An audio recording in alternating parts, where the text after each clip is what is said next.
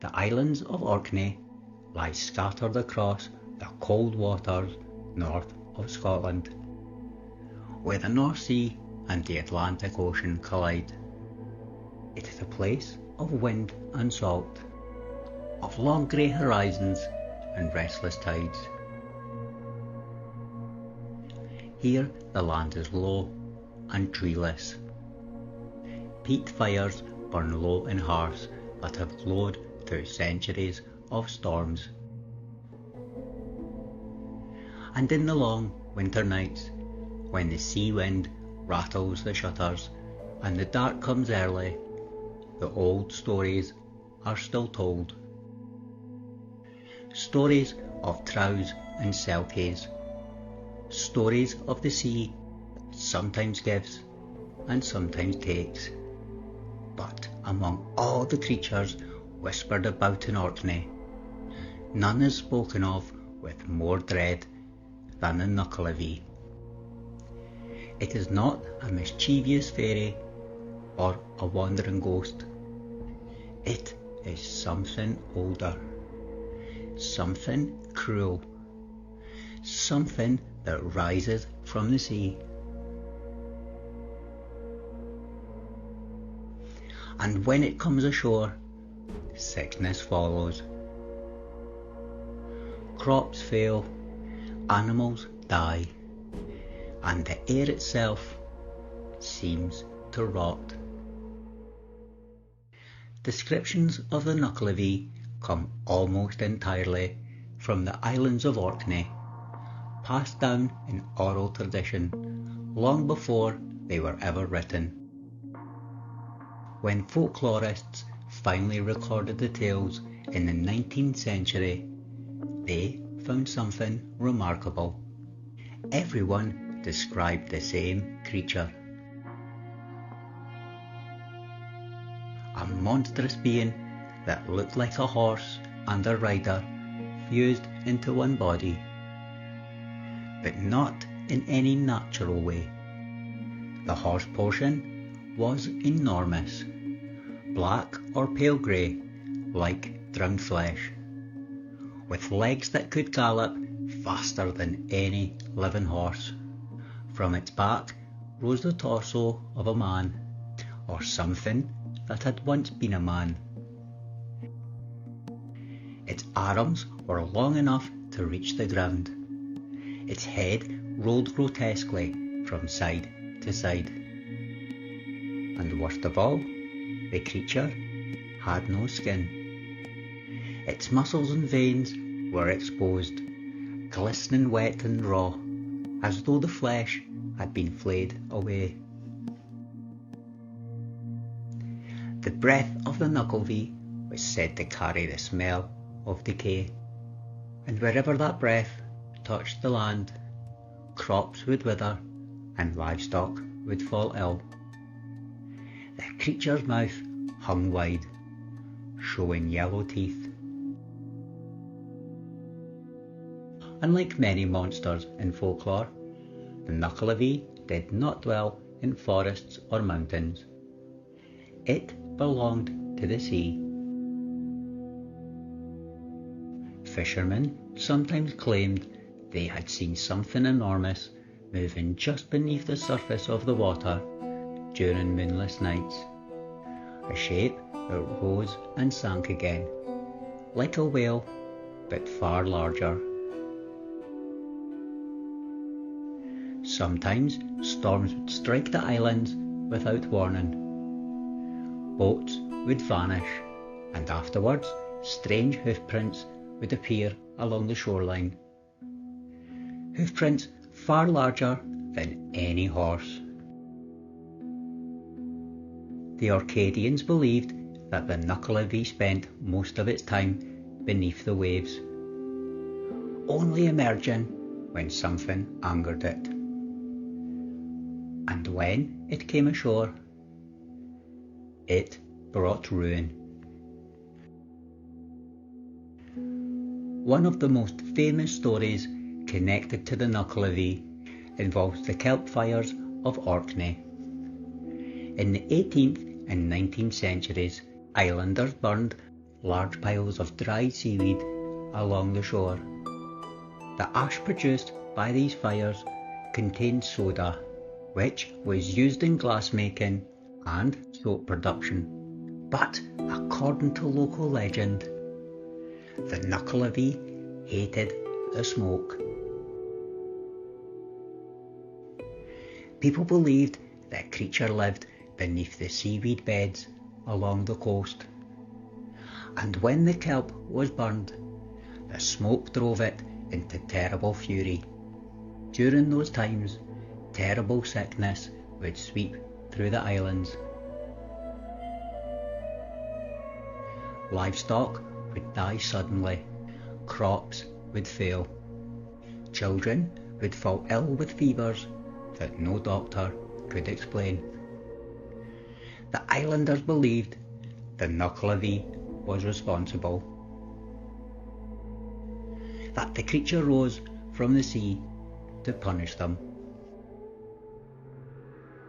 One of the few stories where a human encounters the Nuckelavee and survives concerns a man named Tammas. Tammas was returning home late one night after drinking with friends.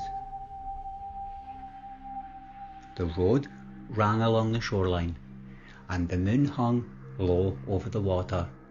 As he walked, he began to hear something behind him. A heavy breathing sound, like bellows in a blacksmith's forge. He turned, and there it was. The Nuckelavee had risen from the sea. Water streamed from its flayed body. Its enormous horse legs churned through the sand as it galloped toward him. Tammas ran. But the creature was faster. Each stride brought it closer. He could hear its hooves pounding behind him, feel its breath on the back of his neck, just as the creature was about to catch him. Tammas leapt across a small stream, and something strange happened. The Nuckelavee stopped.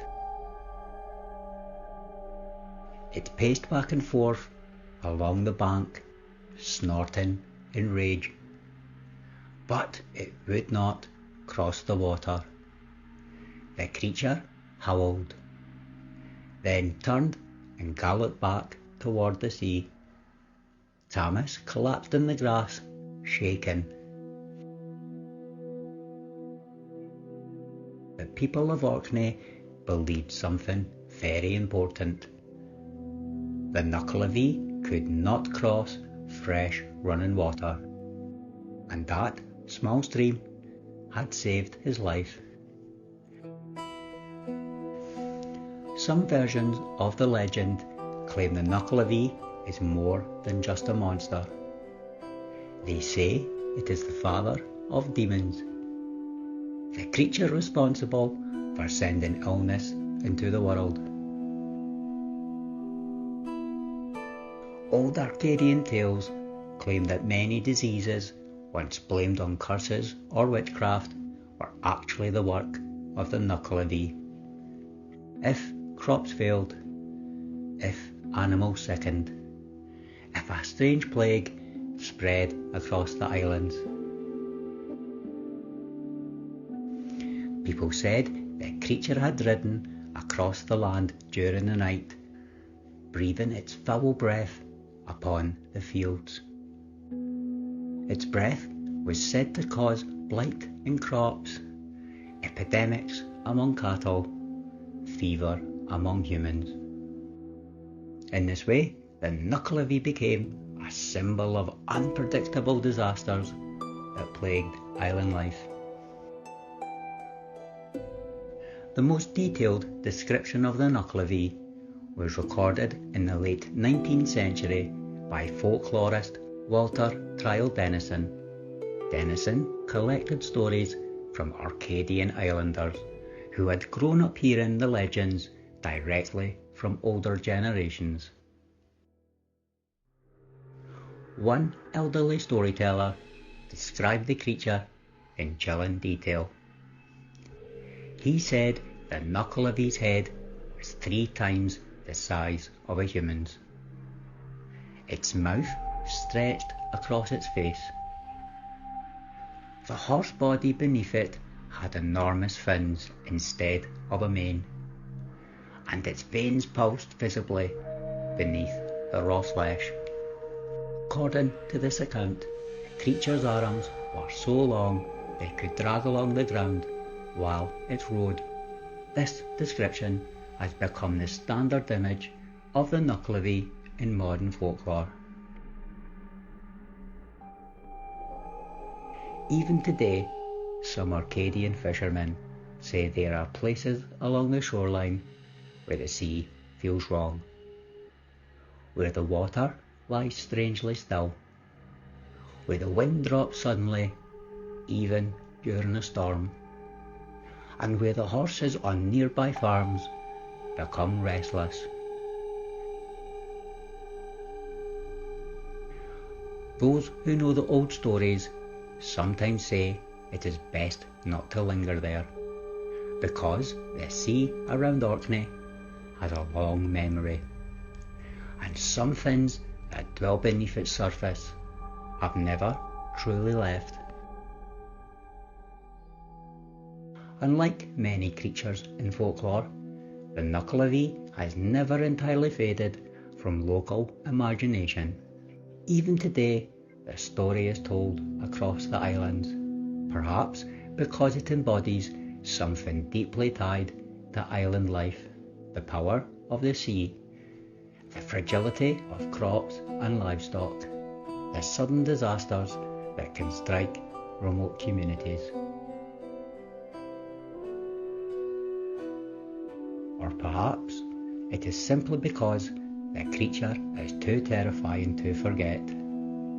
After all, the sea around Orkney is deep and very old, and on certain nights when the tide is low and the wind carries strange across the water, some people swear they can still hear something breathing out there.